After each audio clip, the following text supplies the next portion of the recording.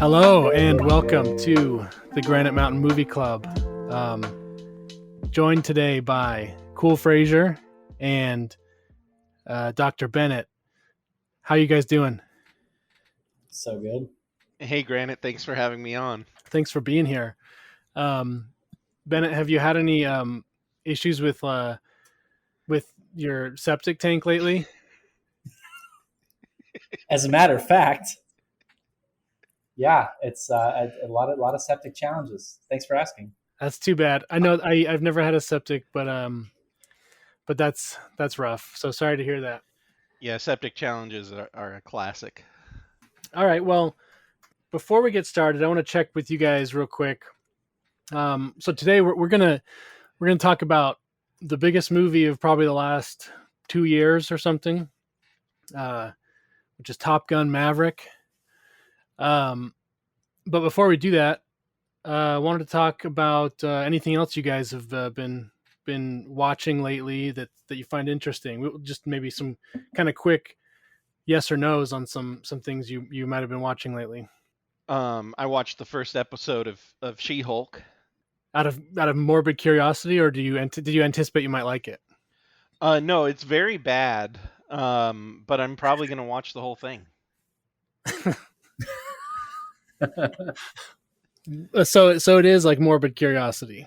Yeah, I'm not even curious. Like, I don't even care what happens. Although it does seem like this episode is maybe setting it up to be more of a courtroom show. Although I don't know if that's true.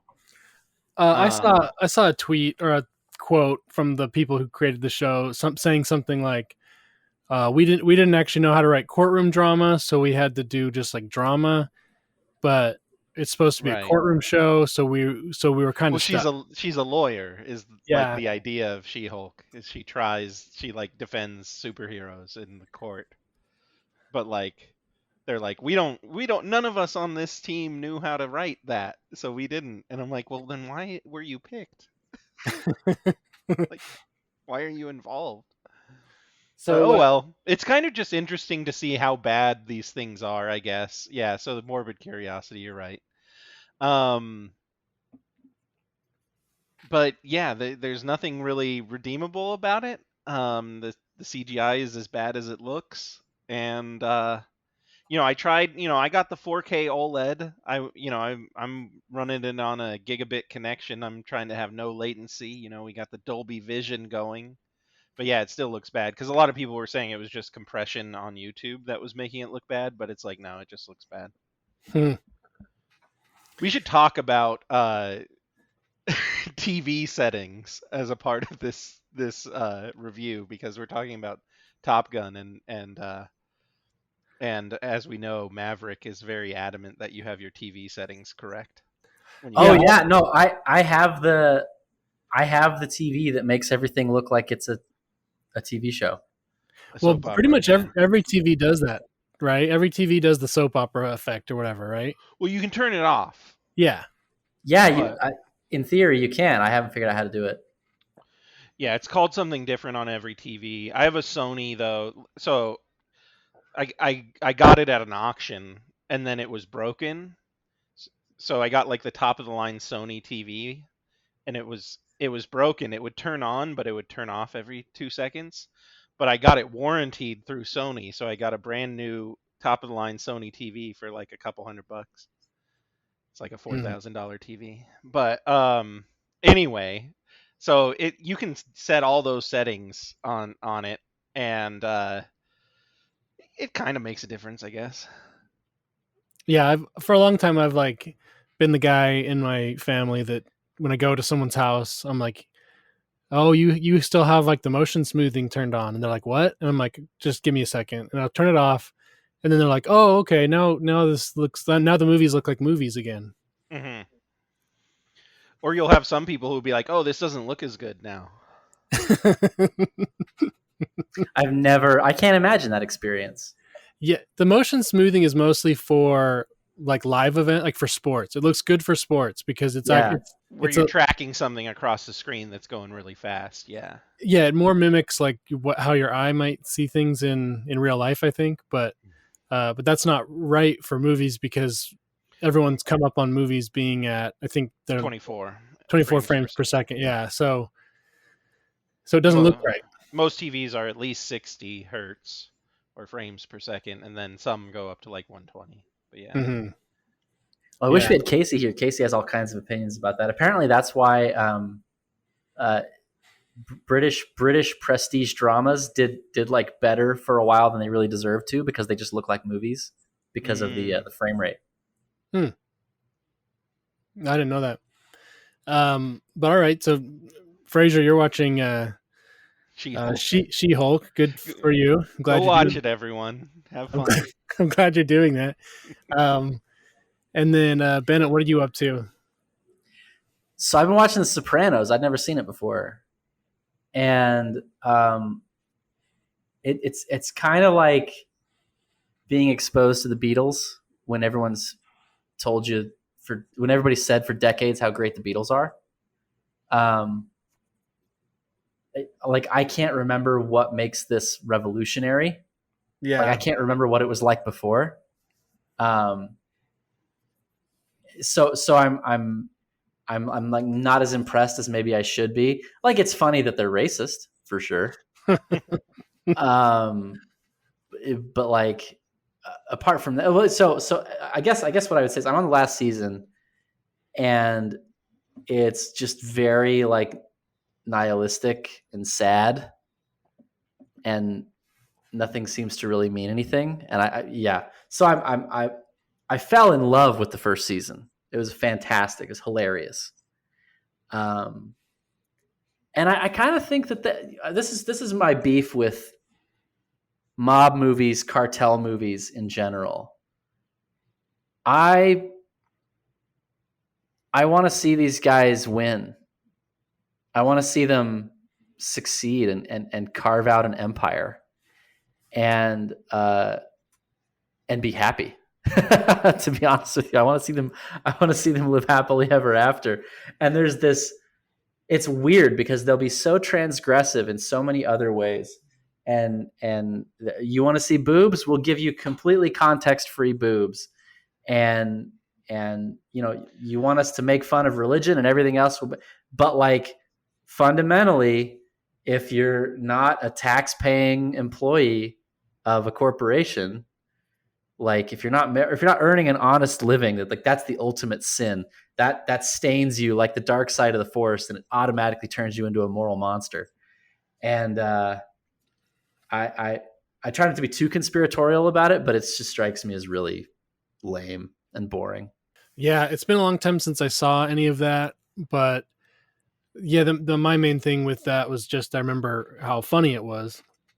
And there's not much these days that's seems that funny, and it wasn't even meant to be a comedy, but I mean it was supposed to be funny, but it was not it was a drama first, I guess, and a comedy second, but it's funnier than almost any comedy that's come since then. I get the feeling that they were like, oh no, we actually have to get serious about what a bad guy Paulie Walnuts is. Yeah. And like I don't care really. Like, you don't have to sell me on mobsters being bad. That's like, make them funny. Anyway, yeah.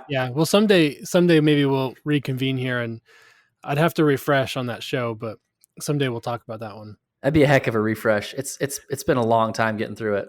Yeah, the refresh would probably just be YouTube videos, YouTube season summaries or whatever. Soprano in 5 minutes. Yeah, top 10 times Tony Soprano was misogynistic. Watch Mojo list. Do you guys, Haas? I think you're a little bit of a sports guy, right? Not like a big sports guy, but a little bit of a sports guy. I've never seen a sport. Do you know have you heard of sport? A little bit. I know a little bit about sports.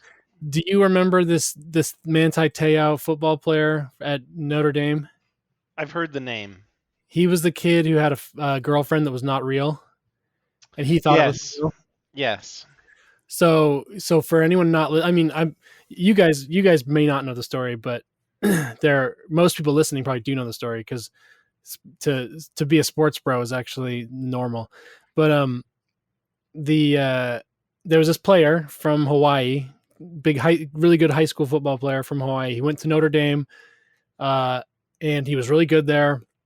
And there was this story about him having this girlfriend who died, and he, unbeknownst to him and to many others, the girlfriend was fake. It was just this. It was a man in, I think, California, a fellow Polynesian. So Manti Te'o was Polynesian. This other guy was Polynesian too. So he kind of knew the culture and knew how to manipulate him. But so he got catfished, right? He was like probably the most famous instance of a catfishing. Yeah, I think that was like the first public, like, this is catfishing Yeah, and thing. this is like, I think, like 8 years ago or something. So anyway, Netflix did this 2-episode like documentary revisiting the Manti Te'o thing, and it's pretty interesting. I would actually recommend watching it, even though the Netflix thing commits some very grave sins. The two main sins are, so first of all, so there's this guy, right, who's manipulating another guy into believing that he's a woman, and like saying, I'm your girlfriend and we're gonna meet someday, and they never met, but because it was fake. But I'm your girlfriend, and makes him feel bad for him, and then he's like, oh, but and then he tricks him into thinking he's dying, and he's, he's manipulating this guy, and he's like, Manti Te'o, who's this great player, like he's having a great season, but then it kind of throws him for a loop when he, like, this girl dies, but then he gets word that she didn't die, and so he's like going crazy a bit.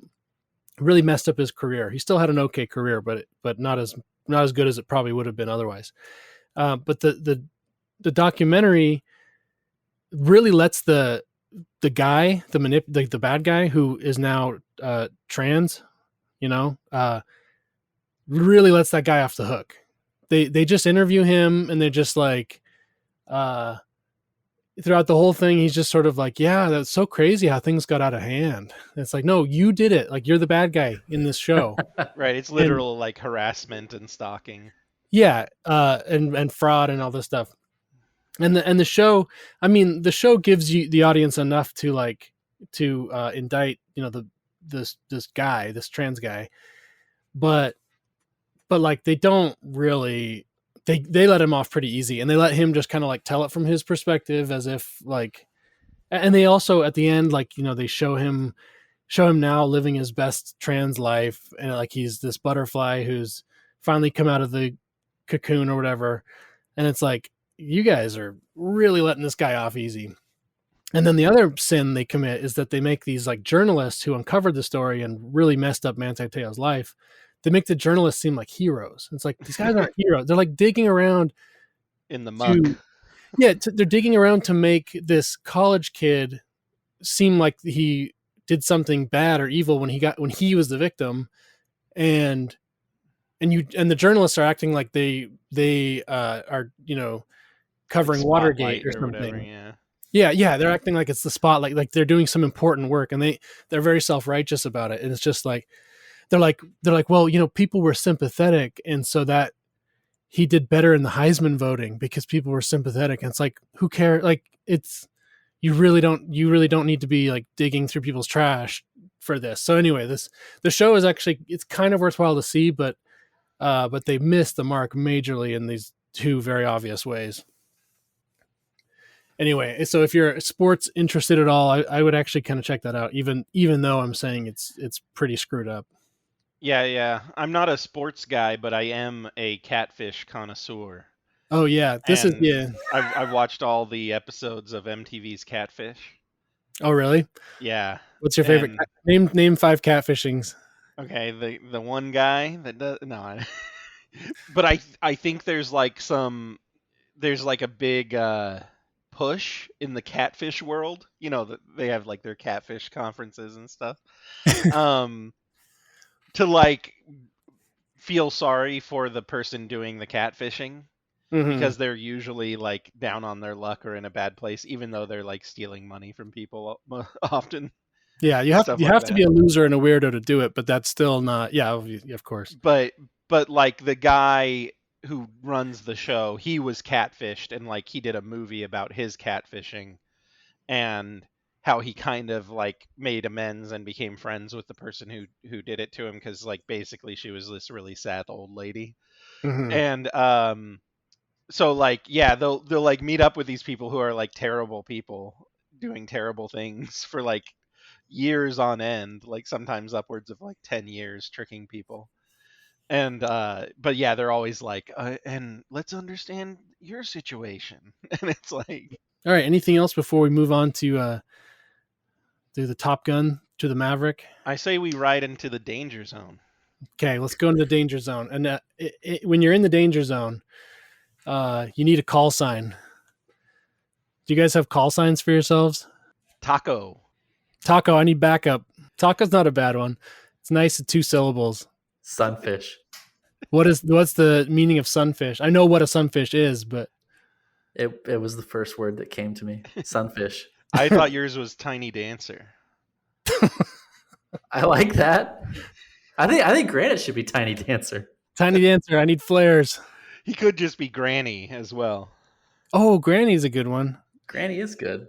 I'd do that because it'd be really cool because it's like An old lady that also like shoots things. I'm so masculine and comfortable in my masculinity that you can call me a granny. I don't care. What was the best call sign in the movie? Let's see, Rooster. What they have? Rooster, Hangman. I liked Bob. I think Phoenix, Bob is Bob. a good call sign. And Bob was just his actual name, right? Yeah. Yeah, that's not bad. I mean, when you're in the air, 1 syllable, Bob, is it's nice and clear. You know, no one's gonna get confused about who he's talking to. So we have Rooster, Hangman, Phoenix, Mm-hmm. Payback, Fanboy, and Bob. I have something to say about Payback and Fanboy. Who were they? Were they in that movie? No, I'm just kidding. It was I know they were, but like they never talked about them. There was a black pilot, and there was a Hispanic pilot, and the black pilot was Payback, and the Hispanic pilot was Fanboy. And they're in that final mission, right? Yeah, they're in it. Yeah, And that's why they're in the film. Yep. because there was some other guys too, like Harvard and Yale. Who, Yeah, and who there was didn't- like a Asian lady that yeah, had a name. her call sign was "Stop Asian Hate." Yeah. Yeah, that would be my call sign. Would be Black Lives Matter. They'd have to say that every time they wanted to talk to me. Otherwise, they're bigots. Yeah, they'd be like, "Can't we call you All Lives Matter?" And I'd be like, "No, you got to use the proper thing every time." Okay, there's more. There's more. Uh-huh. Fritz, Omaha, Coyote, Yale, Harvard, Halo, Cyclone, Hammer, Warlock, and Hondo. Yeah, Cyclone was John Hamm. Yeah. Hammer was that admiral or whatever, wasn't it? That was going to shut down the program. Chester Kane, who was completely right about everything. Yeah, Like 100% vindicated by the events of the film.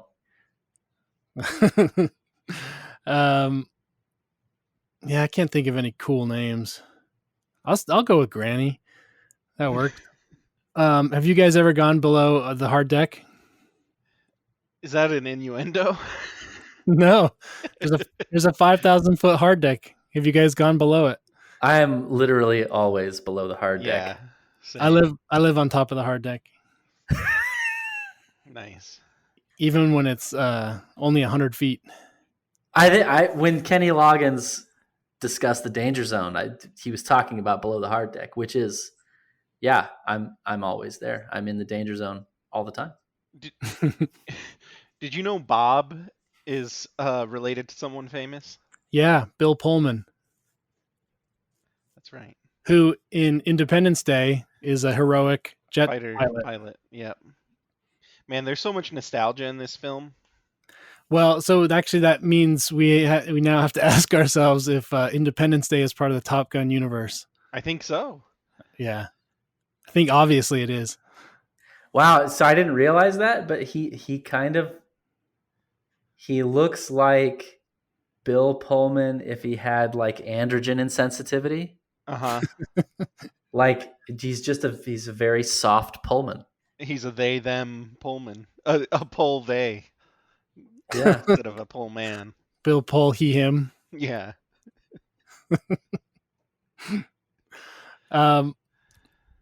Well, also we gotta say thanks to our sponsor for today, which is Lockheed Martin. They're sponsoring today's episode, just They like they they also sponsored this sponsored movie. Top Gun. Yeah. Yeah, and as our sponsor, they just as with the movie, they actually get to decide what we can and can't say. Lockheed Martin, your mission is ours. Is that their thing? Lockheed like Martin, your mission is ours. Yes. Yeah.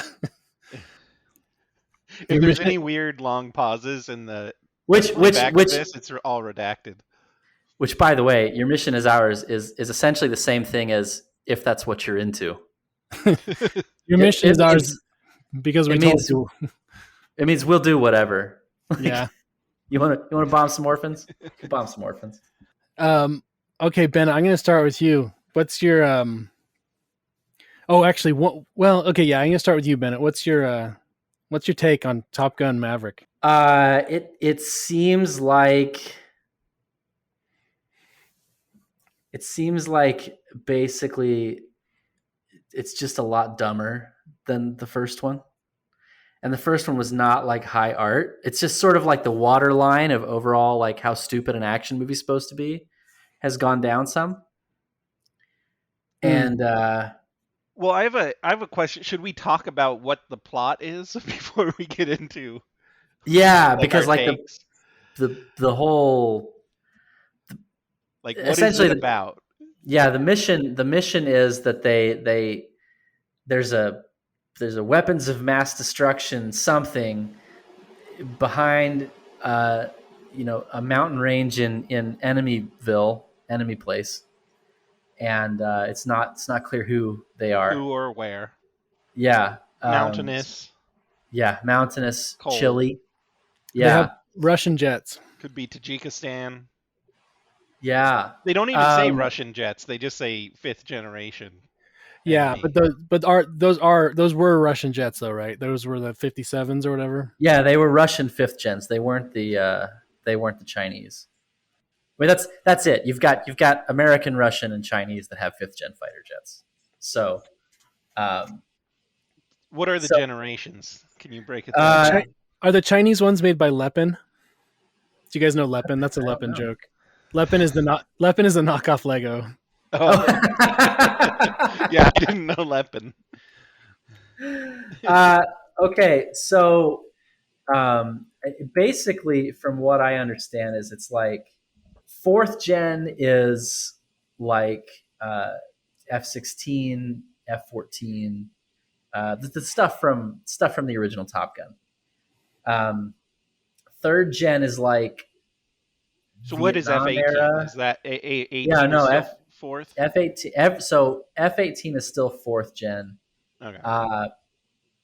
F-22? I can't remember if F-22 is supposed to be 5th gen or not. Did they not? Could they not afford F-22s, or are they not as good? Was that ever explained in the movie?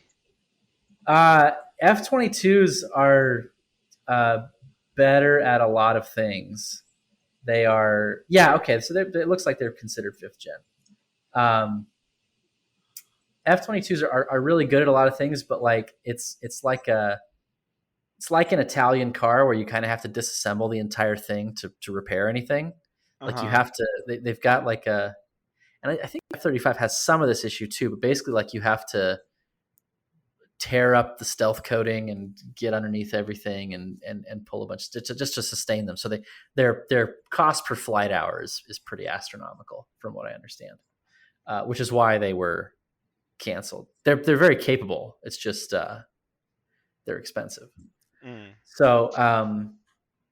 So then 3rd gen, I guess, is like the F4, the F-111, like a lot of like Vietnam era stuff.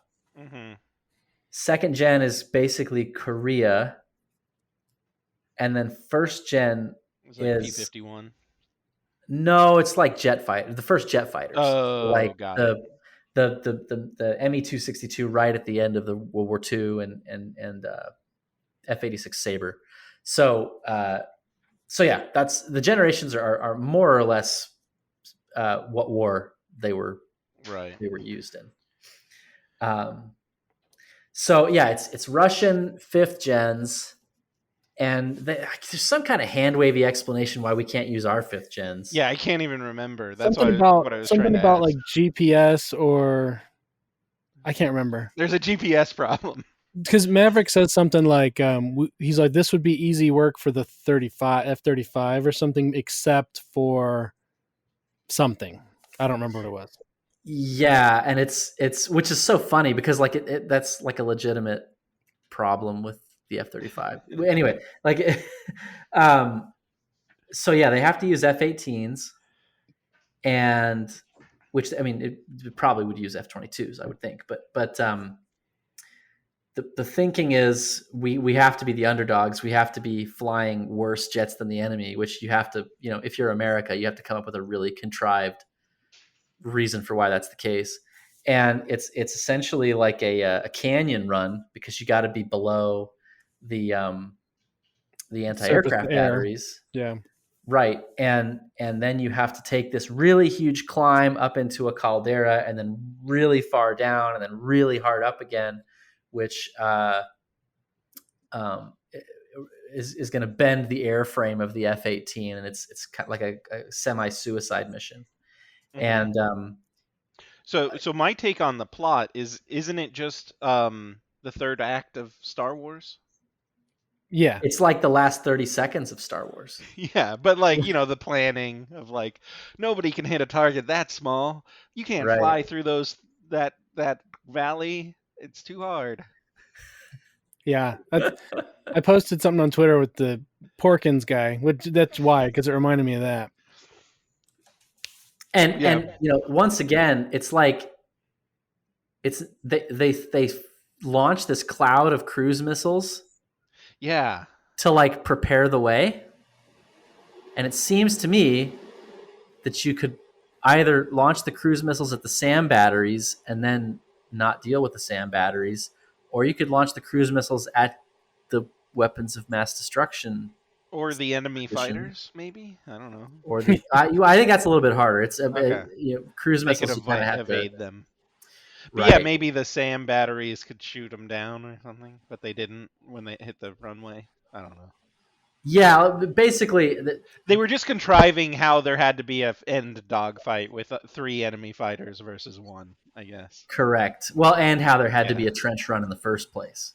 Yeah. It was like, let's do some close to the ground fighting because it'll look cool in IMAX. And we got to have a dogfight for some reason. Which and also, I mean, I don't want to act like I know all this stuff, but my understanding basically is that the human element is weaker than the airframe. Like you're not going to bend the airframe without killing the pilot. And so right, you can bend metal, but the pilot can just focus really hard with grit and playing determination sports on the beach. Yeah, well, they had to work as a team. They had to believe in themselves. They had to believe in each other, and that gave them the power to resist G's that were otherwise bending. That would otherwise fatal F-18 to airframe. lesser men. On the Star Wars thing, and this is not where I planned for this to go, but both Maverick and Rooster are like, they're both kind of like trying to use the Force by like talking to the dead Goose. They're both just like, talk to me, Goose, or like, help me, Dad. Like if I just concentrate hard enough, I can fly. Yeah, if you have enough American spirit, you'll win. Yeah, which I agree with. Sure, I believe it. Yeah, I'm down. It's more the just the setup is very confusing, and I'm okay with that. Okay. As far as for an action movie where you're going to see jets fly really fast. Yeah, there has to be a reason for the jets to fly fast. But as far as like a movie that is, there's been a lot of hype and talk outside of the movie of like, this movie will change cinema forever. And it is a linchpin, or some people were saying it's the final movie, like for America. And yeah. And so there's all this talk of like how this is this revolutionary movie, but to me it was kind of like, wow, those planes went really fast, really close to the ground. That was cool. Well, Frasier, when we talked before, when we watched when we reviewed the trailer for Maverick, we had joked about and I listened back to it today. We had joked about like at the end of the movie there'd be like a cyber attack and the planes couldn't even fly, or there would be just they'd get shot out of the air by drones or something. And so I actually thought going into this, I thought, you know, what is going to be the thing that makes it so they have to fly these planes? Like, because what in current year, like, why do they need to do this? And I thought the plot might be because in the first act, after he crashes the Dark Star Lockheed project, Ed Helms is like, he's like, the future is drones, boy. Like, you better get with the times. It's all drones. And I thought, okay, so the premise is going to be now that uh, there's some mission that drones keep failing or drones can't do or something, you know. But that wasn't quite. I thought that's the direction they'd take, but they didn't. They didn't do that. They just Bennett, you said hand waving. They kind of hand waved again with the drones. So it was like, why weren't drones just involved, you know, in this final raid or whatever? Yeah, like you totally could have. Well, and maybe this is like maybe this was some DoD involvement, but you could totally make it like, well, the Russians invented the scrambler jambler, and that's why the drones won't do it, and that's why all of our modern fighters won't do it, and we have to go back to this analog, you know, fighter that doesn't have all the tech in it. Which I mean that also isn't realistic because we modernize all of our fighters. I mean, they're constantly putting new guts into everything that we still fly. But that too, basically, what I think I'm talking around here is just like there was some narrative cowardice, in my opinion. They chose, like, they're not dumb. They chose this route because they couldn't talk about the other things. Like the real confrontation where we're going to need this low tech, like, knife fight in a phone booth, dogfight situation is we get our satellites wiped out in a nuclear strike. And that, I mean, that is like the Chinese can fight us in the 1970s. They can't fight us today. So they have to take the battle back to the 1970s, which means wiping. Don't you mean the Russians? The enemies, enemies to nannies. And but again, like, they couldn't. There's the cowardice of, like, we can't talk about, like, DoD won't participate if we actually have a real conversation about how this could happen. We're not going to be able to sell this to the Chinese if we make it who the enemy obviously will be. That's what frustrates me about it. It's not like, oh, this movie isn't, you know, scientifically accurate enough. It's like, there's a much more interesting story to tell, and they chickened out. Well, and even, like, yeah, they didn't even really explain, like, why Maverick instead of anyone else. Like, he's it the seemed best. like they had the best plan. of the best. Yeah, he was the best, I guess. Yeah. Well, and the name of the movie is Top Gun Maverick, so really this movie is about a man learning to not be a maverick so much or something. Is that what it was about? Well, he bees a maverick multiple times at critical parts of the movie. But, like, and he was a maverick with Jennifer Connelly off screen before the movie happened, but then he mavericked back in and is like, I'm gonna settle down and take care of a child with that may or may not be his. No, he asked where the dad is. She says Okay. he's in Hawaii. Yeah, but he was philandering for a while with Connelly, so who knows? They were on again, off again, I guess, daters. Because he couldn't stop chasing the speed and being a maverick. Yeah. Yeah. So is that what the movie's about? Is it about Maverick, the character, like, learning to trust that other people can also be mavericks? So I'm not sure what that question is, but because Miles Teller has to have that mustache and, like, run in and he can also be a maverick and shoot down a helicopter. Well, yeah, Brewster needs to be more of a Maverick. Hangman needs to be less of a Maverick. It's all about your level of Maverick. That's what Top Gun's really about. Yeah, Calibrate. your Maverick levels are off the chart. I think that basically it's like it's team cohesion. It's a great they Team should make building you watch it. exercises. Yeah, they should make you watch it in your team building exercise at your defense contract. People listening probably think I didn't like it or we didn't like it. I liked it. I thought it was a lot of fun and really cool. But there's, if you want to dig into it, it does get weird when you try and figure out why exactly they are doing what they're doing. But with a movie like this, ultimately in the moment, you just don't do that, and just take it for what it is, which is planes flying at the hard what's it called, hard bench, The hard deck. Yeah, the hard deck, bench. the hard deck of 100 feet, which shouldn't be done. But my 5-year-old loved it. Yeah, he was so into it. My ultimate take is that it's about Maverick goes like person to person and basically is making amends, kind of. Mm-hmm. But he goes back and he's got to make right with Goose's son Rooster. He's got to make right with Jennifer Connelly. It sounds like he's already made amends with Iceman. Well, I mean they were friends by the end of the first movie, but he's kind of got to like go and help Iceman out, help end his career and his life, I guess. That's kind of what it seemed like to me. He'd been his own, he'd been a Maverick. He'd been out doing his own thing, taking care of himself. I never had a family, and I guess he'd just leave whenever he dated that woman. But now he's back, and he's gonna make everything right. That's kind of what it seemed like it was about. Yeah, there's this element of, the more I talk about it, the less I enjoyed this movie. I was gonna say there's this element of like boomer narcissism about it.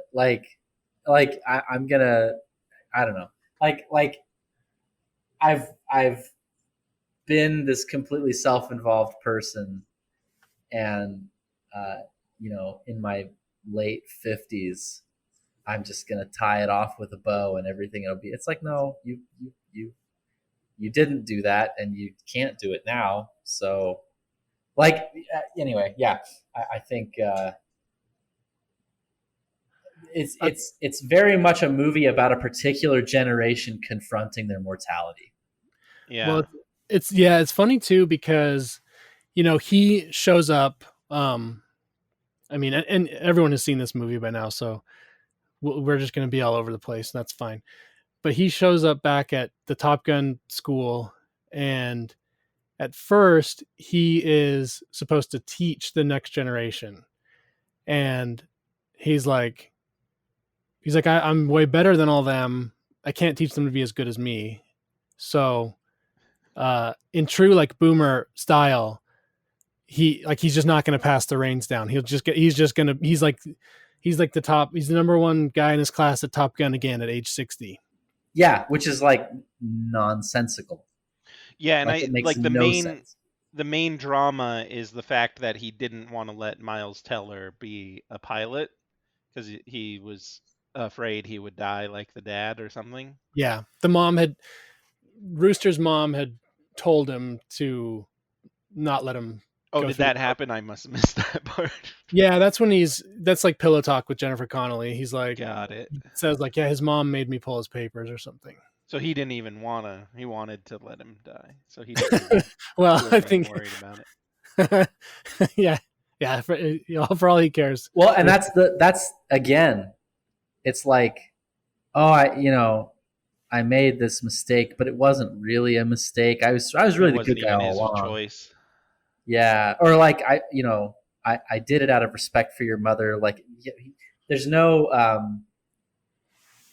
real confrontation with like Tom Cruise making bad decisions. He has to come back and just be himself again, and that's what solves everything. Yeah. Yeah, it's almost the opposite of like going back and making amends. It's like he just is waiting for everybody to forgive him for what he did wrong to them, but he's not going to apologize. He's waiting for them to realize that he actually was right. Yeah, he has to Well, demonstrate his superior approach and the fact that he deserves all of the accolades that he received, and therefore thereby he will be expiated from So everybody hassling him. it's an allegory for American foreign policy, right? We didn't do anything wrong in Afghanistan or anywhere, right? Right. We just need to well, keep doing what we're doing even harder. yeah, he Now tries. we vaguely feel bad and are like, apologetic, but we're not actually going to say anything about it. We're not going He to take solves any guilt. problems by being a maverick. Like Mhm. they're gonna shut down that Dark Star program at the beginning of the And then he just movie. goes for it. Which, by the way, I guess they were. I think initially that was supposed to be a bigger part of the movie. That the Dark Star test pilot thing was supposed to be a longer segment of the movie. But anyway, he fixes that. He helps out his team there by Going just really fast. just flying, just going and flying really fast. Which I'm not really sure. Like the drama there is that they're going to shut down the program, but like I'm not sure why those guys. I don't know. They'll just go get another job, right? But they're in the military. Well, I think. Well,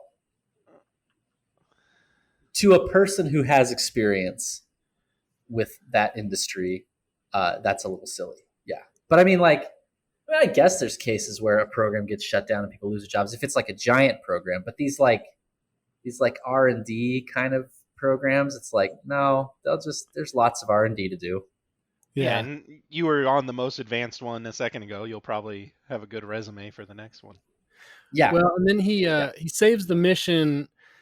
Cyclone John Hamm wants to do the mission in I guess a way that would suck, and then so after he kind of like kicks Maverick off the team, Maverick goes and I guess steals a jet. And I'm a little curious how what the access control is like for these jets, but I don't even think they have keys.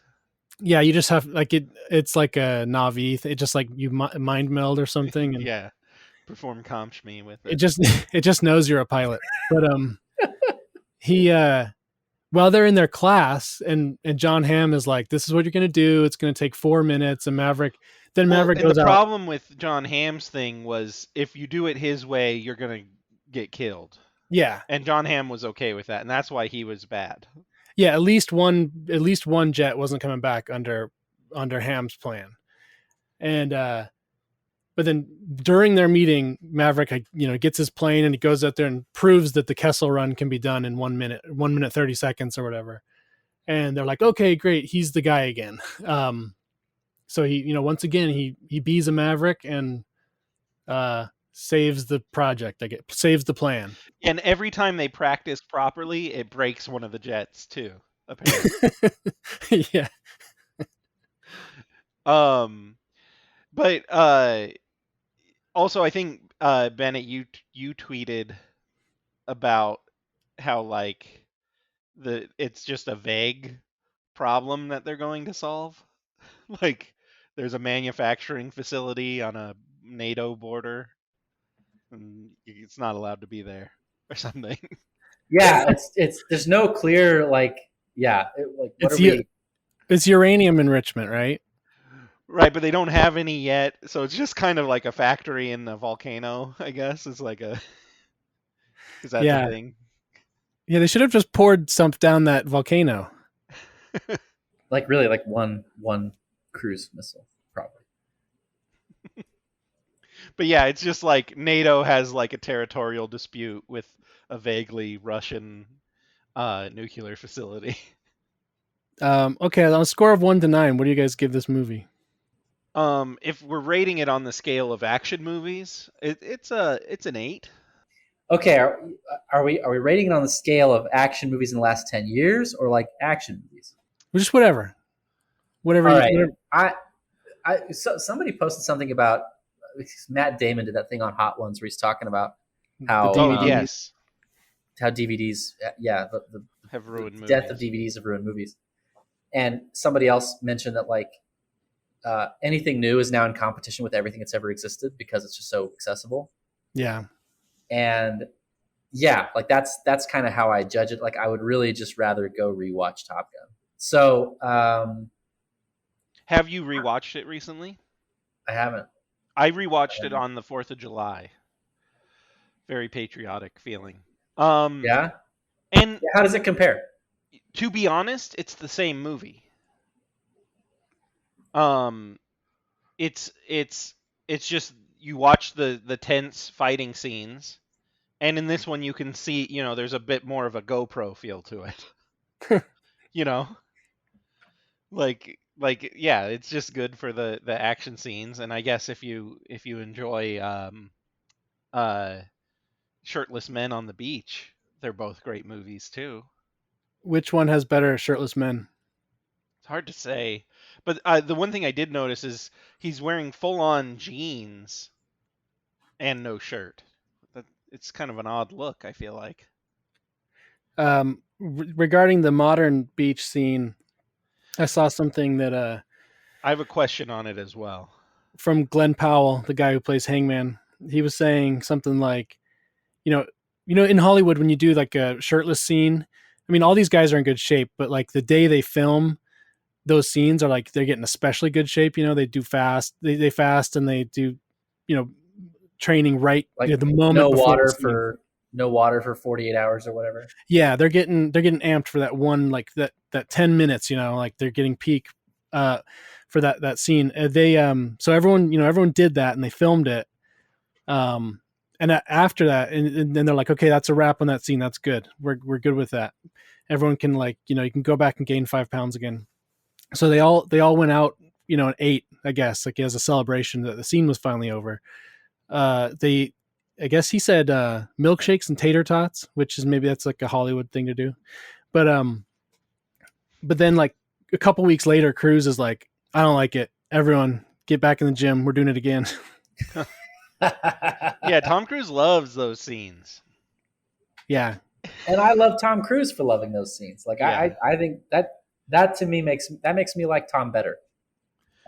But what they're playing football where you play at the same time going both ways. Once again, might be a metaphor, but what is that a game that I'm unaware of? I think they're playing like Smear the They Them or something. No, they said it's like they explain the game in the movie. They're like, it's football, but we both are quarterbacks. Yeah, it's just sort of like they're just throwing the ball around Yeah, and but just doing some light tackling. like, is that like the 2022 version of volleyball? I guess like it's more extreme. Yeah, I don't know why, for the purpose of filming, that's any better than just like football. Yeah, why weren't they just playing football? Why did they have to invent a new game? Unless this is an existing game that people love, and there's like there's going to be a whole fan base coming after us. I think for the visuals, you wanted a little more chaos than like facing off in lines, and like Yeah. I think you wanted it to be more kinetic, the way that Yeah, a basketball game or like it's clearly supposed to kind of look and feel like basketball or soccer, but they had to be on a beach and therefore you couldn't kick it. I don't know. I like volleyball. I like how when he got serious about teaching them, it's like, all right, shirtless sports on the beach. But then why isn't it like, hey, this is my trick for pulling extra G's. This is how I do that Cobra maneuver. Right? Like, why don't you tell them that? Like, that would probably be good information too, other than But team cohesion. that is the Because answer. it's not transmissible. Yeah, You can't the je ne sais quoi that is this 60-year-old fighter pilot. Yeah. Huh. I was like, couldn't he like be like, look, you do this Cobra maneuver. I came up with it. It's called Cobra. It's cool. That'd be your call sign, Cobra. Yeah. Cool Frasier is Cobra. No, yours should be I'm listening. you should be like Kelsey Grammer. Yeah. Yeah, Kelsey Grammer. Where were we? Yeah. But yeah, we were rating the movie, I think, is where we. Oh yeah, scale of deviated. 1 to But 9. yeah, the movie itself, like we've kind of pointed out, there's really no substance to it. It's just setting up how can we show these cool jets flying fast. And yeah, there is no plot other than just let's get to that final scene to do like really hard jet maneuvers. Well, I think you kind of just said this, but there is a plot. It's just in service of how do we get jets in the air. Right, the plot is irrelevant to the movie. Well, Tom is learning to forgive himself. Yeah, learning to forgive himself for being too good at everything. Right. As all boomers must learn. It's Yeah. supposed to be like the emotional weight of the stuff with Rooster, but That that would be the plot, but it was kind of an afterthought, even to the point where he's like, they kind of made amends prior to the final mission, and he's like, we'll talk about it later. well, and yeah, so the Rooster thing, yeah, it's like there's a couple things about that. The writing on that was pretty bad. Um, it's like when they were doing their early dogfights, like their first training session, and Rooster's like, oh, Maverick says, "How low are you willing to go?" or something, and Maverick and Rooster's like, "As low as you," and that's saying something. It's like, what is this writing? This is very weird. Um, and Rooster's constantly acting like he's constantly doing like "you're not my real dad" stuff, like the kind of stuff you see on like after school Yeah. shows for 13-year-olds. Which is very strange because he's at the top of this very elite field. Yeah, seasoned professional fighter pilot. Yeah, and not only that, but he's his career was delayed by 4 years. He said so. He's like 4 years older than probably the typical fighter pilot. And like I know some guys like this. They're cocky. They're every pilot I've ever known is like that. This kind of pilot is pretty cocky, but and then they need to be, I think. But they're also pretty controlled. Like they wouldn't be bringing this stuff to their team meetings. Like that was very. That's kind of what I mean by it's just feeling a lot dumber. Mm-hmm. Like they feel like children. Yeah, they do feel like children, like Why and would like they've never flown before. And you get Hangman in the meeting. He's like taunting Rooster about his dead dad. It's like, Hey, your dad's dead, you idiot. he's like, wait. He's like, do you and Maverick have beef because your dead dad or something? It's like, you wouldn't do that. What is this about your dead dad, you dummy? These guys do a lot. Like these guys are. I mean, I know the government is dumb in a lot of ways, but I want to think that the government is pretty careful with who it lets fly these like $20 million things. Like, don't they do a bunch of psych testing, like see if you're at least not crazy? Yeah. Although, like the first, once again, it's just nostalgia for the first movie, which is like the best pilot has like a mental breakdown when he actually gets into conflict or whatever. Well, and like it's even that though, like the character of that conflict, like Iceman in the other one is like so Maverick is he's kind of the child in that situation. He's Right. He wasn't supposed to be there. he's cocky, taking risks, and Iceman's whole thing is like, how about you follow the rules and don't get anybody hurt? And then he does get somebody hurt, and there's this like there's a conflict that you can imagine happening to adults, and in this one, it's like even the way that they like trash talk in the bar, like they talk like it's like they're elementary ed majors, like they're at the teachers lounge and getting into the kind of like Jerry Springer type drama that like they seem trashy. They seem like trashy people. Well, they're making. Speaking of which, they're very respectful of the female pilot. Nothing is ever said to demean her in any way. But they're like they're very rude to Bob, and it's like I don't know. I mean, I know these guys. I know these kind of environments a bit, but it's like you would know that he's a cold-blooded killer just like the rest of you, right? Like he did whatever he had to do to get there. Like, do you really think he's a dork or something just because he's not as cool? I don't know. Because he looks like Bill Pullman. Yeah. A soft Bill Pullman. No, but I did notice like there was no subplot of like people disrespecting the female and her having to prove herself. It was all like, wow, you're here, Phoenix. You're one of the best, aren't you? I don't even notice your gender. You Yeah, deserve to be here. You it's very really are much just as equal as all of us, and we won't even acknowledge that there's something odd here with a 5'2" female being with the best of the best. it's yeah, I think it's I felt that was like them. It was very not DEI. The movie is like, we're not touching any of that stuff. They're like, there's going to be a black guy, there's going to be a Hispanic guy, there's going to be a lady We're pilot, hitting every race. No right? trans. But we're not going to talk about it. This is Yeah. Obama's post-racial. Speaking of Obama, my call sign would be Barry Sotero.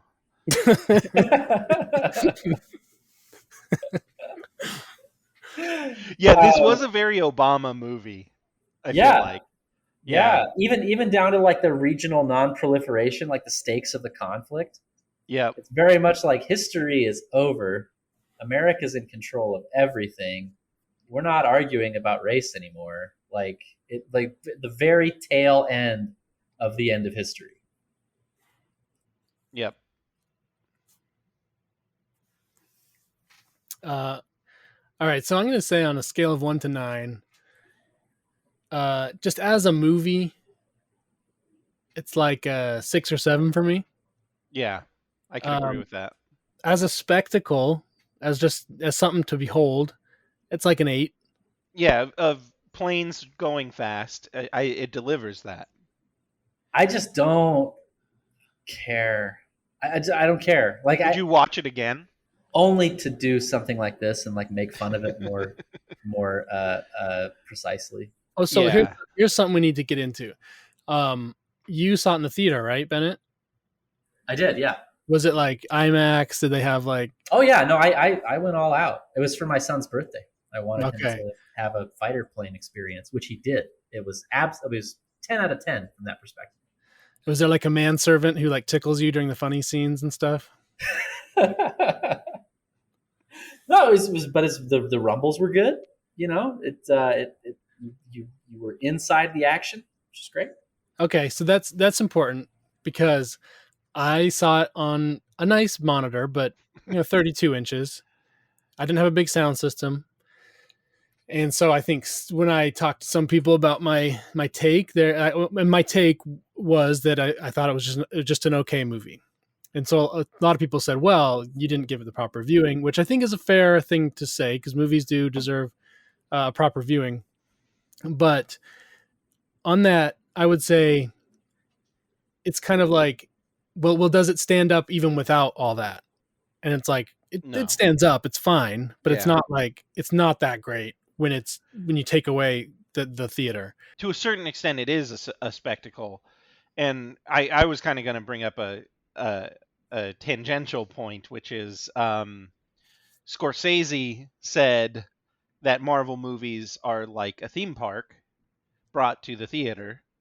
And that's exactly what this movie is, even though there was kind of like this, oh, this is better than Marvel or something. But it's the same thing, right? It's you have to see it as a spectacle. You have to go to you have to go and like watch it and sit in your roller coaster seat, and then when it's done, you have a lot of fun, but that's it. Yeah, I think the distinction I'm going for is some movies deserve to be seen on the biggest screen possible with the best sound system possible, and some movies need to be seen in that environment. Right. And so in the sense that this movie like is not anything more than a spectacle, that's basically true. Like it's just a theme park ride. It's a good one, I think. And so if that's what you're going into the movie looking for, then it hits on all cylinders, probably. But And like if you're trying to watch a movie to like get something that surpasses or something that is art or something like that, I don't think this is it. I mean, I like it quite a bit more than probably all or most of the Marvel kind of products. If for no reason other than it's like there's less CGI. They did go to great lengths, and I tell myself that I can tell the difference. That they went to great lengths. Well, right, but it's still visual spectacle, right? Like even though it's in camera, which I respect it as well. It like it's not anything different really than if it was generated by a computer and just as thrilling or Yeah. whatever. Which maybe it can't be, but I've seen good CGI before. But also important to understand that even when things aren't necessarily CGI, even when what you're seeing was really filmed, it's often can still be quite deceiving. I was reading about this one, and there's lots of scenes where you have like 3 planes bunched right together, but it's actually the same plane being filmed 3 times and then like overlaid, so they're in the same shot or something. But yeah, I don't think they even, I was reading about the production. They didn't even have, they had like 1 plane or 2 planes to make the whole movie. So, and then a lot of the third act is actually just pure CGI. I think the F-14, they couldn't even find, like there isn't an operational F-14 that's not owned by an enemy of the United States. So they purposely like decommissioned them, so the parts wouldn't. That part of the movie felt very like Fast and the Furious to me. If it's a bit more Fast and the Furious. Have you seen Behind Enemy Lines? Yeah, it's a bit like that too. At least in the terms of story, but then visually and stuff, it's kind of Fast and Furious. Have you seen that Scientology movie where they fly jets and they're like cavemen? Oh, Battlefield Earth? Yeah. Yeah. Very that vibes. Like, we got to figure out how to use this technology. Yeah, so I think John Travolta. I think all of the F-14 stuff, with Rooster and Maverick escaping, I think that's all CGI. Well, they probably had like a fake F-14 set. So like they're actually sitting in a fake F-14, but all the flying's probably comped in. Yeah, and I think a lot of those enemy jets were just CGI too, because we just seemed like it. We don't have those jets. Yeah. To the extent this movie had anything to say, I didn't like what it had to say. Like, it's kind of annoying. And then as spectacle, like so basically, like, the reason that this is a movie about F-18s and F-14s and like non-proliferation in Eastern Europe or whatever, Iran, versus being about aliens or some other long ago far away place. Like, I think that if you're going to root your setting in like the here and now, and then you're going to not say anything about the here and now, like it's like, no, tell a real story and put it on Mars. Like, basically, I think the choice, like, have something to say. No, don't just like film it for no reason. Yeah, it felt very purposeless, so I'm like a 4 or a 5 on this one. Well, why do you think people loved it so much? Like, why this movie compared to like Thor, the Thor movie, or something like that? Which Thor movie? Because I actually liked Ragnarok. Well, the new one. You mean Love and Thunder? Yeah, I haven't seen it either. But before you answer that, like, I've listened to some other reviews of this movie. That people gush really hard. Like, and there's like people who are like crying about this movie. Like, like people, like I said, the conversation around the movie is like, this is the movie. I think, or it's like movies are back. Yeah, like basically it's a battered housewife and he didn't come home drunk today. Basically, or maybe it's just like a shell of like what movies used to be. Like, if you don't think about it, it looks like an old movie. And so that's what makes it good. I really think it's like that. It was self-consciously not ideological, and everything is ideological. And so it's like, wow, a movie that I can just sit down and enjoy. And I think there was also there's this like senility to it about like, what are we about as a country? Like, it's trying to talk about like America, and it doesn't really know what it wants to say about America, because you're not allowed to talk about what constitutes America or what our values actually are.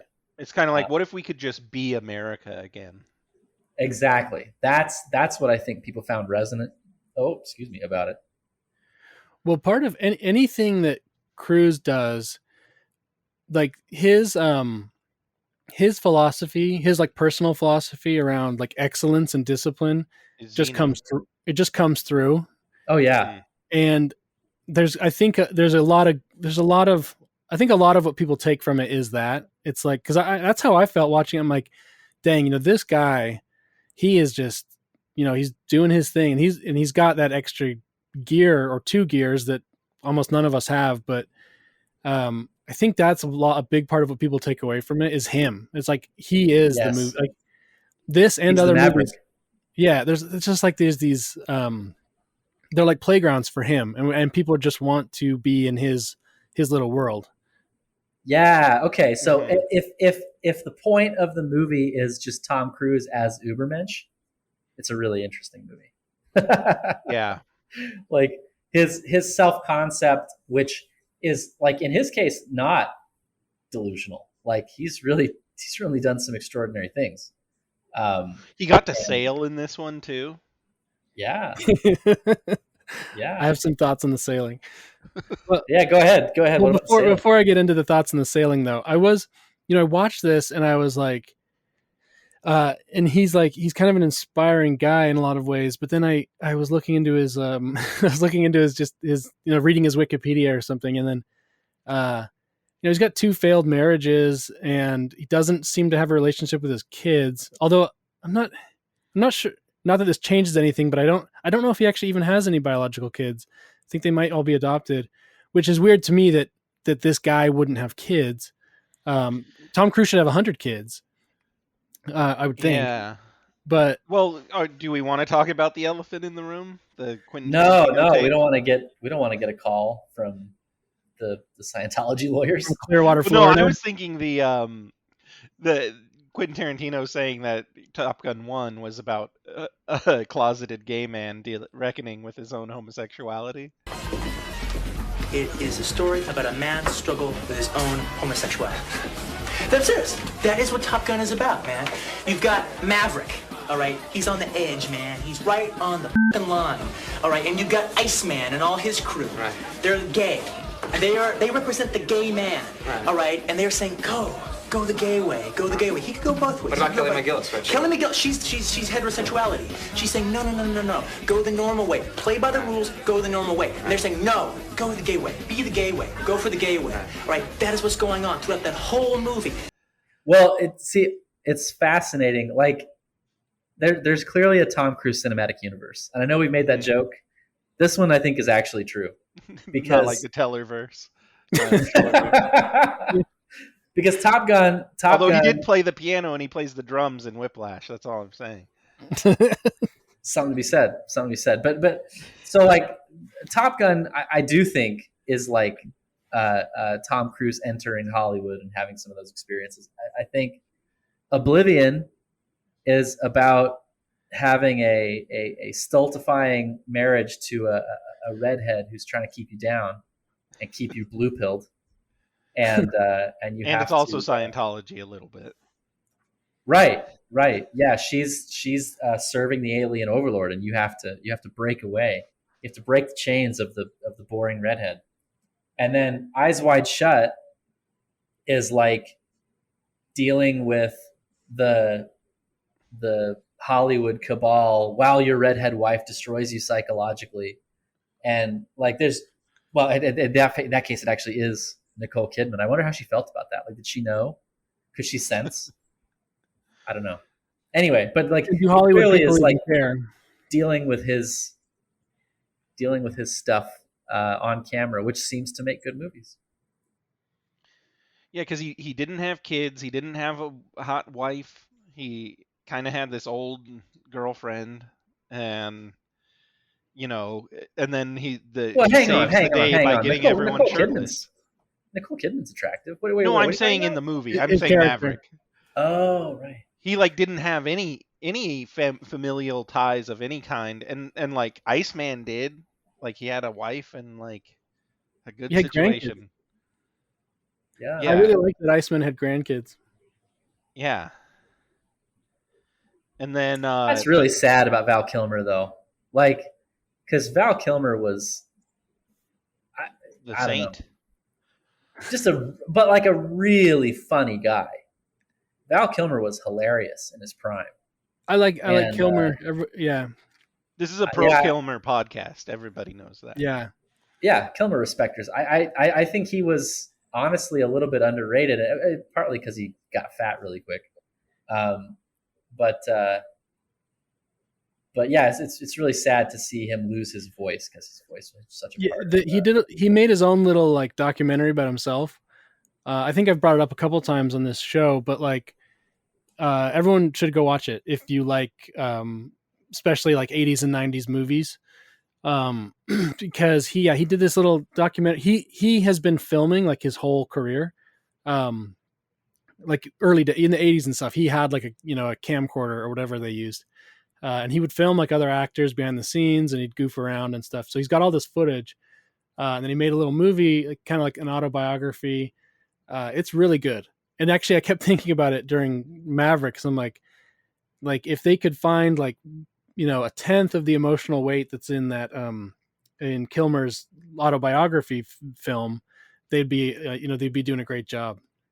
Yeah, any true fan of the show will have watched the Val Kilmer documentary. Have you seen the Val Kilmer thing? Oh no, never seen it. Not a true fan. You're a fake cell or whatever. Yeah. fake Kilmer cell. Yeah. It's on the list. It's really easy watching too. Let's just like put it on. You can do some other stuff and just kind of listen to it. Let's talk about something that we'd already kind of gotten into, which is the impact of the movie culturally. Yeah. So I'm going to give my little take first, because it's such a nice little take. I don't want it to get muddied. I don't want I don't want one of you to have this take first. So basically, I feel like for a very normie population, like for like the middle 75% of the country, this movie was like the official end of COVID. They're like, okay, COVID's finally over. Tom Cruise has a COVID cool movie. Jubilee. Yeah, Tom Cruise has this cool movie, and we can go see it without masks. I know a lot of people were done with masks a long time ago, but like in my area, people still do masks quite a bit. But even like this has like felt like the thing where it's finally like, okay, we're finally free. We can go back to a movie.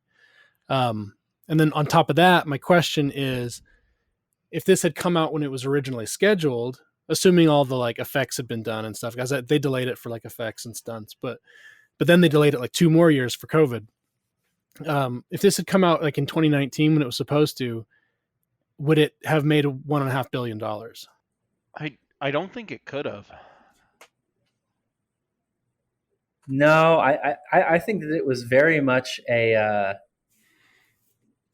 think the appeal of the movie was this. I think you're right. This like healing, like we're all just going to calm down. We're all just going to take it easy and watch some cool jets, and we're not going to fight. And I don't think 2019 was the year for that. Yeah, it's like COVID is symbolically over. America's back. America's cool. Movies are back. So everyone went to see this. That's kind of how I feel. Like everyone, it was just like, they would have done well, I think, in any environment, but not nearly as well as it did. Yeah, and all the like you said, the ideology was all dialed back to kind of 1990s level, where it's like you just have a token character of every kind, and that you don't talk about it. And yeah. So it's just like, let's just go back to when everything was peaceful, when Bill Pullman Phoenix was saying things about saving the United States. Yeah, Phoenix was not openly lesbian, or she didn't have a girlfriend. I mean, or a boyfriend. They almost implied that she had dated Hangman and or Rooster as well. Right, and there was almost like, an affinity at the very end. They like hugged or something, but then it was like, that's it. Let's not even think about it. Which again, I think that's Tom likes to live in there. No sex. Yeah. Yeah. You should be beautiful, be beautiful, be like attractive in this very Apollonian sense, but there'll be no hanky panky with What's as long as what's Tom the Cruise is there. Scientology holy book? Dianetics. Yeah, you have to be able to fit a copy of Dianetics between you during any scene. Leave room for Xenu. Xenu goes to bed after midnight. Yeah. Xenu's the bad guy, though. I wonder I don't- what the it's- youth Scientology is like, if they have stuff like that. Yeah, do they have like youth pastors? Right, like where they're like, guys, don't have sex with each other on this camping trip. For some reason, because Xenu would disapprove or something. I actually think Scientology is pretty sex positive. Right, but like, How are they not having teen pregnancies, or are they all for those? I suspect there's probably like birth control and abortions and things. But Well, like, I think it helps. yeah. I think it helps too. In the average income of a congregant is like $40 million. yeah, that seems like that would help. But you gotta I think- assume they're doing some kind of youth event. Yeah, I don't know. but I think the sex negativity is more of like the reason you join Scientology rather than it being like an explicit doctrinal thing. Like it's a bunch of celebrities who are a little weird about sex, and so they Is that they what it join is? so that they can. Well, I mean that's the scuttlebutt. The narrative that's out there about Scientology is basically that Travolta, Travolta and Cruise and various others are interested in having an extremely aggressive team of lawyers, and that's obtainable by adherence to Scientology. We gotta get Tom on the show to clarify. Yeah, or the lawyers. I'll reach out. Yeah. Okay, what do we think about so Maverick's going Mach 10, which according to Google is 7,600 miles per hour, and I guess he ejects from like, I mean, he's got a spacesuit on, right? But he ejects. His plane explodes. Not clear. Yeah. So from what I understand, some light Googling, over Mach 1, like Mach 1.5, I've heard, you can't really survive an ejection. So he's going Right, because it would be like hitting a brick wall. Like so he's going Mach 10. So he it's like what happened there? I think he just believed in America. I think he had the American spirit. He concentrated really hard. Grit, determination. And then okay, so he ejects at Mach 10. So here's a thing I'm going to go into, and this is not my idea. This is actually a somewhat popular internet theory. Do you guys know what I'm about to do? No. Okay. Dream sequence. Yeah, the death dream or whatever. Oh.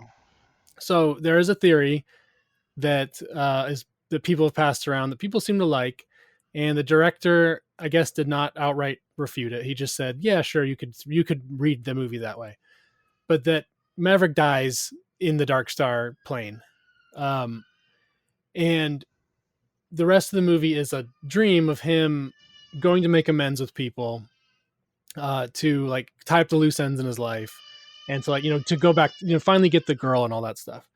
And one of the things, and I thought this was really weird when I first watched it, he crashes or ejects and lands, but then remember where he goes?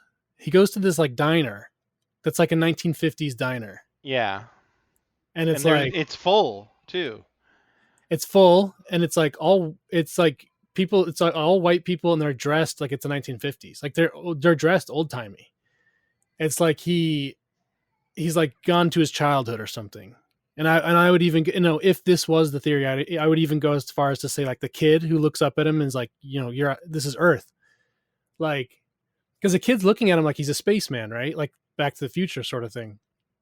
It felt like a Back to the Future callback, right? When Marty McFly's like running around and in his hazmat suit, and people are like, "That's an alien." Yeah, and he says he's Darth Vader. Yeah. Yeah. So it's like that kid is like childhood Maverick or something. He's like, he's going back to a place from his memory.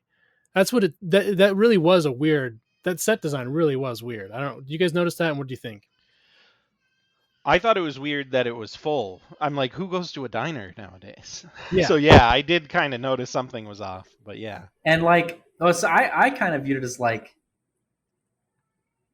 he's deep in Hollywood's idea of what flyover country's like.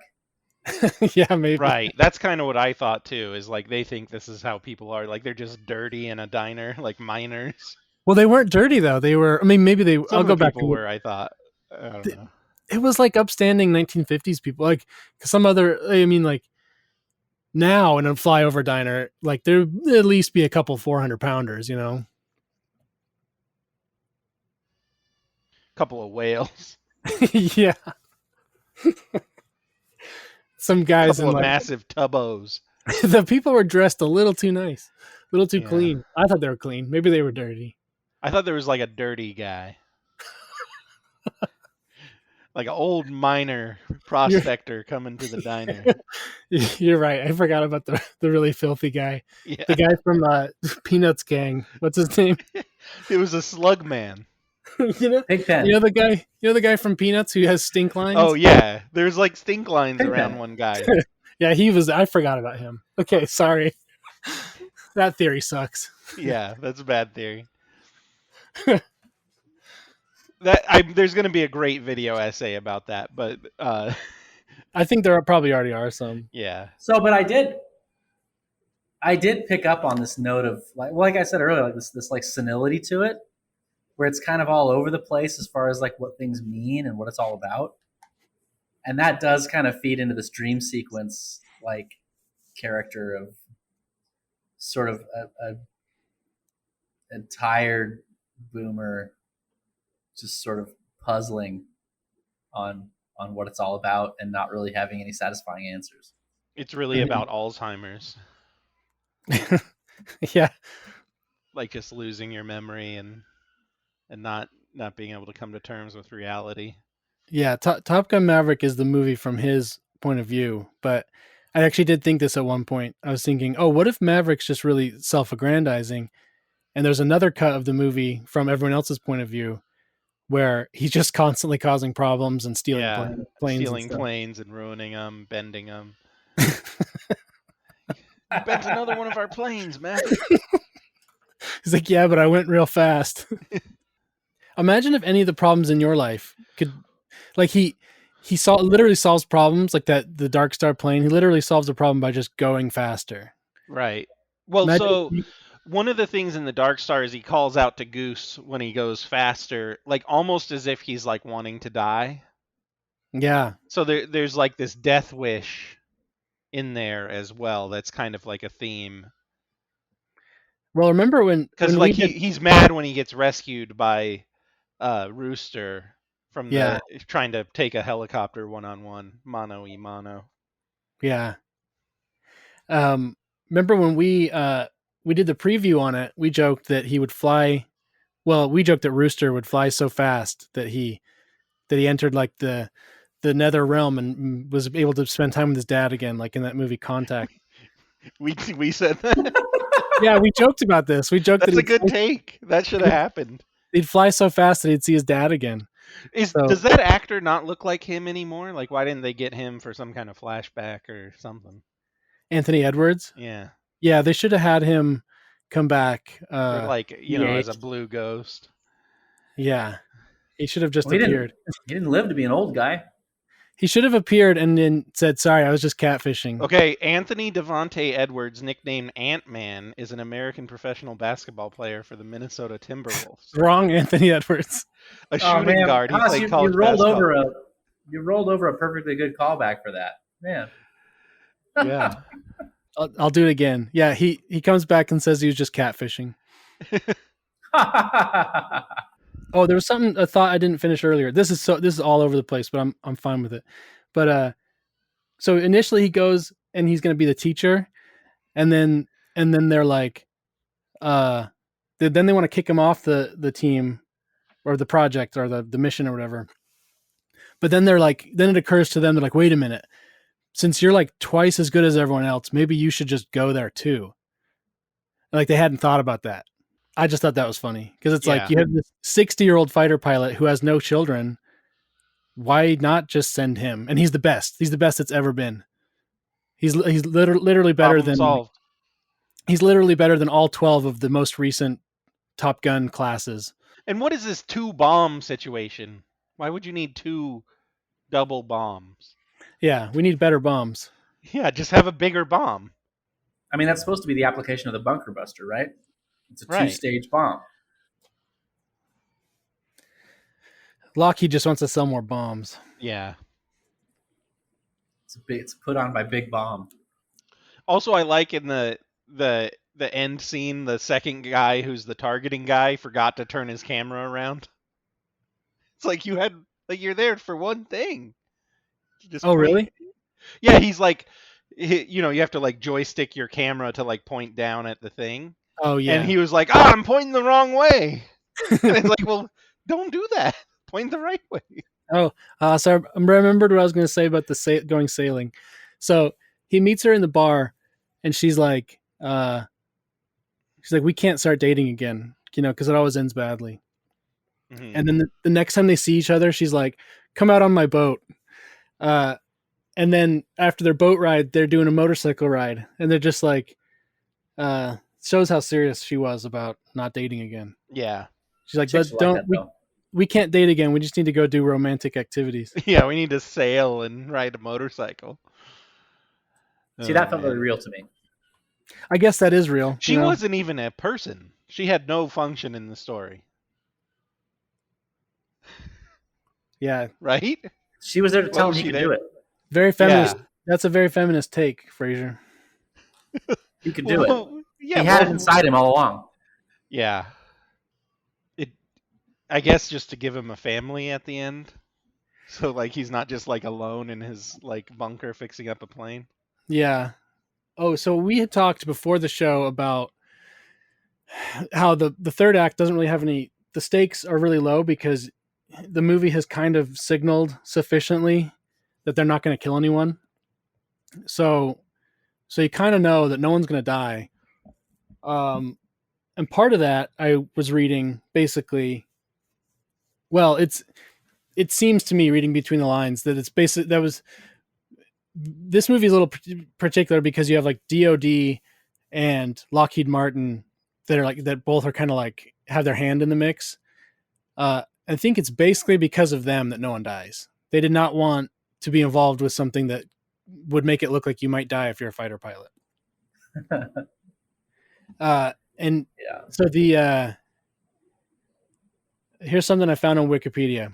According to University of Georgia professor Roger Stahl, open record requests have revealed that United States military officials were allowed to make changes to Top Gun Maverick, including the assertion of key talking points such as foreign policy and recruitment. So they weren't going to do anything that hurt recruitment, that made it look like, you might get ejected from a fighter pilot and die like Goose did in the first one. You might risk something for your country. Yeah, there's actually no risks in the military. You might face challenges. Yeah. It's actually just a lot of going real fast. And playing football on the beach. And not being sexually harassed. Yeah. Yeah, none of that in the military. Being constantly respected. One thing I wanted to touch on was the original songs in the movie. They had the ones that were from the old movie, like the Danger Zone. But they had I don't even know if you guys noticed them because they were so like bad and not noticeable.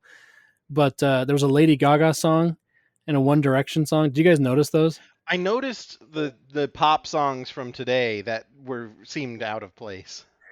Yeah, the original songs for the movie were dumb and bad, and the credits roll with this Lady Gaga song, and it's like not a good song. They just needed to play like the main theme, the main theme of the movie. Yeah, the theme was great.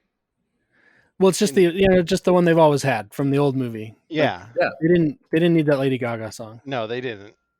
And then they had a song during the football scene. I don't know if that was a One Direction or Lady Gaga song, but that one was like that one. I think that was an existing song, but a modern song. Yeah, I think they get punished. I mean, everything they have to offer that's new is worse. Hmm. And like, as long as they're going to be stupid and bad, they should probably just literally retread. Like, Yeah. they shouldn't try to bring new things in because it's always bad. I had a comment on the cinematography, which Yeah. is you can see more in the planes, but other than that, it's just shot pretty straightforward. There's nothing really notable about like what they did. But like, yeah, no CGI, I guess, is good or whatever, limited CGI. And then, but yeah, I was kind of watching and I'm like, this is somewhat boring in how it's filmed. Like other than the jet scenes, which kind of have that GoPro super wide angle feel. They crammed a bunch of IMAX cameras into the planes, Okay, and I did notice the IMAX aspect ratio switching. the actors they were responsible, for like turning them on and stuff. Hmm. So they had to do like I mean that sounds simple, but apparently it's kind of complex to operate these cameras. They had to do a couple weeks of training on how to like be cameramen. So I posted this link to the Where Are They Now, Uh-huh. and it's really dramatic. Like, it's exactly why like Slider and Goose are not featured in this movie, because like they look like they are a million years old. Well, okay, so yeah, Slider. Well, yeah, and that's I guess that I had wondered about like, oh, maybe they could have found a role for like Tim Robbins or something like, he doesn't look like a military guy anymore, but maybe you could have made him a senator or something. But then I'm realizing the problem with that is that it screws up Maverick, because it's like, wait, why does Why like has everybody moved on except this guy? yeah, Like Goose and Slider, they look like old men, and Kilmer was not going to cut his hair or whatever. Like, he's for being an admiral or whatever he is, he's very clearly like Hollywood Val Kilmer hippie. yeah. Like, his vibe is he's very much a hippie, and that in itself kind of complicates that scene. Like, are we? This feels like we're just saying goodbye to Val Kilmer, kind of like this is a Yeah, funeral it was service like, for Val remember Kilmer. Val Kilmer, everyone? He was great. Well, Look and how sad this is. Val Kilmer was his stuff is the most emotionally resonant in the whole movie, but that's like, and that's not really the movie's doing. That's just because the fact that he is literally like dying. Yeah, yeah. Well, and like he's the only grown up. Yeah, Like, he's clearly become like Maverick's like dad almost emotionally. It's a weird dynamic. yeah. Does Maverick Frasier does Maverick have a dad in the old movies? Um, Not one that's noted in the movie, I don't think. Yeah, because he becomes Or no, wasn't his dad like a pilot or something? I don't know. I don't remember, but he basically becomes like Rooster's dad at the end of this movie. Right, he's Rooster's dad. Meg Ryan doesn't exist. Well, she died too Oh, she in died. the Top Gun universe. Man, I'm missing all of this stuff. Yeah. Both of Rooster's parents are dead.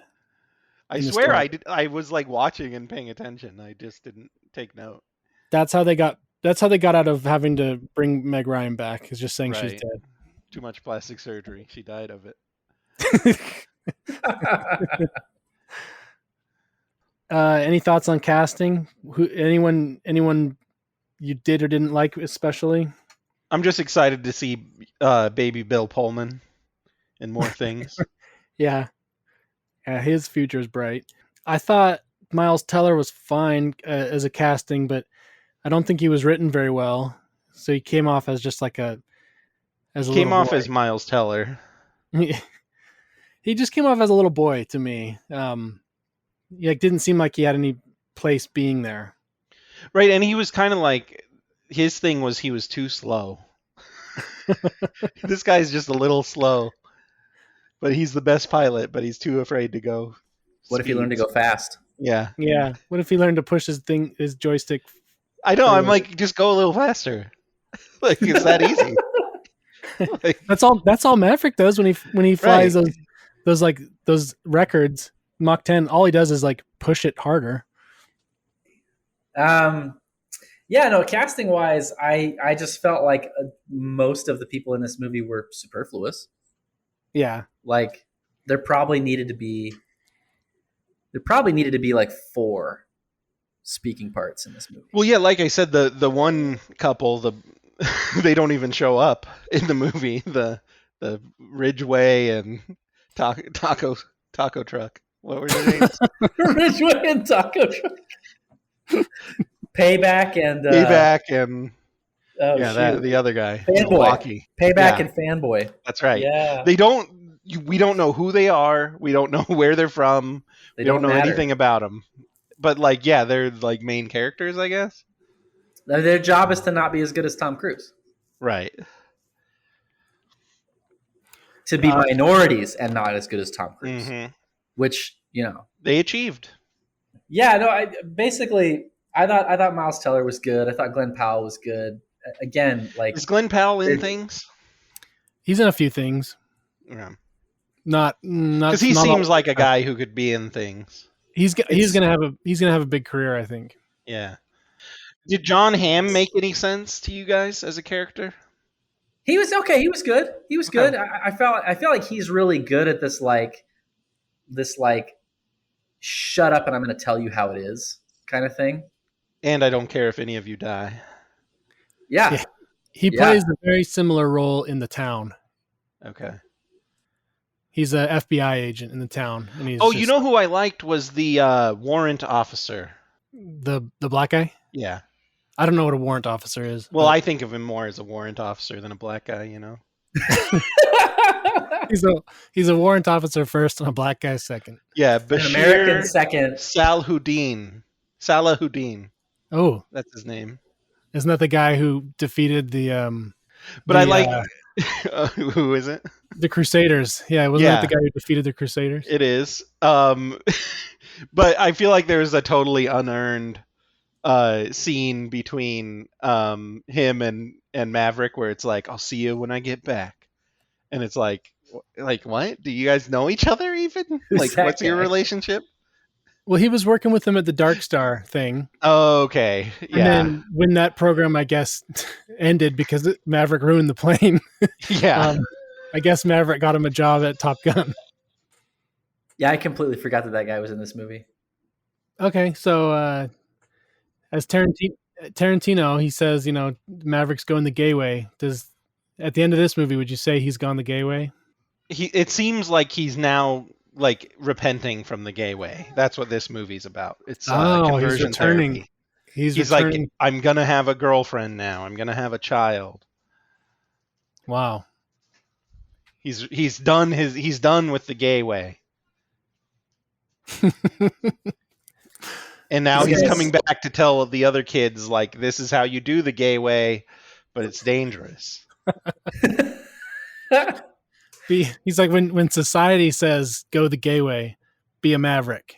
That's right. Be a maverick, everybody. That's our message to you, I think. Yeah, be a maverick, and when it gets you in And check trouble, your maverick levels, and if they're too maverick, just go a little faster. go more maverick. Yeah. If being a maverick gets you in trouble, just do maverick things to get out of trouble. And wait until everyone realizes that being a maverick was right. Cruise's real name, by the way, Uh-huh. Thomas Cruise Mapother the Fourth. Mapother? Yeah, then it's kind of sad there won't be a fifth. That is sad. There's that really scary looking dude from Lost is his cousin, and he's a Mapother as well. The guy who played Ethan, the guy with like too long of a neck and like a sad face. You said it's his relative? Yeah, it's like Who's his cousin. this? I'm gonna find him. Ethan from Lost. Oh yeah, he kind of looks like him. Yeah, he's William like Mapother. if Tom Cruise got hit by a truck, kind of a situation. Well, speaking of people who look like Tom Cruise, initially the role of Rooster was down to 3 people, which was Glenn Powell, and then Miles Teller, and then Nicholas Hoult. And I think Nicholas Hoult kind of looks like Tom Cruise. I don't know if you guys. I know think who he that would have. I think he would have been a great Hangman Mm. because he's played a lot of these kind of sweet characters. I think it would have been good for him career-wise to have been just a dick. I'm not that familiar with him, just other than he's like English, right? He was in About a So Boy. he was. He started in About a Boy, or at least that was his like breakout, and then Where he was he a baby boy. Beast in X-Men, and I think He was Harry in. Potter. He was Nux in Mad Max: Fury Road. That's right. Yeah, Witness Me. Yeah. Okay, I'll give you guys both one more shot to give yourselves call signs, and then we'll cut it off. I think mine would be Mapother. Mapother, good. I like that one. Mapother. I'm gonna go with Catfish. Oh geez. Oh man. I'm terrible at this. Mapother. You grabbed the good ones. Those are the two good ones. Sorry. Mapother and Catfish. You could be the gay way. The gateway. I'm the gay way. Yep. John C. the gay way Bennett. He's on my tail, the gay way. We need missiles. You know what? I wonder how hard they are on, because like you can't get a license plate that has a curse word. I imagine that fighter pilots have to be policed on their call signs a little bit. I wonder. Is there a code of conduct there? I'm sure there is. There's got to be a style guide, because it's like it has to be a word that you're gonna easily be able to understand over the comm system. You know, can't get confused. Not a lot of sibilance. We didn't talk about it, but Miles Teller's mustache is still very annoying to me. I brought it up when we talked about the trailer, but are these guys seems even allowed to have unnecessary. mustaches? I think you are in the military. Like, it's similar to BYU rules. Like above the ears and mustache is okay. But Seems like it would be a problem, in the helmet or something. my mustache, guys! I can't eject. My mustache is in the way. My mustache snagged. I snagged my mustache. That's how he died, actually. Yeah. Okay, maybe your respirator though, right? Your mask. Doesn't make good It's gotta connection be or something. tight seal. That's why you got to have the Hitler. That's why Hitler had the mustache. Is that His why? gas mask. Well, that's what they say. It was to make a gas mask fit better. And then he just decided he liked it. How often did he need a gas mask? Well, this was like World War I days. Like, Okay. So actually, in World War I, that's when he got his style. Apparently, and I imagine that it was also like part of the persona, because he was like a World War I hero. Like that was his like claim to fame. So he probably kept that to be like for my gas mask situation when I was getting gassed in the trenches. So Charlie Chaplin did it too for that reason? Well, there you go. Well, okay, I'm glad, we should probably end on that note. Thank you, Lockheed Martin, for sponsoring this episode. We learned a lot about Hitler. Thanks, Lockheed. Thomas Cruise Mapother the Fourth. Okay. See you later, Mapothers. Better end it there.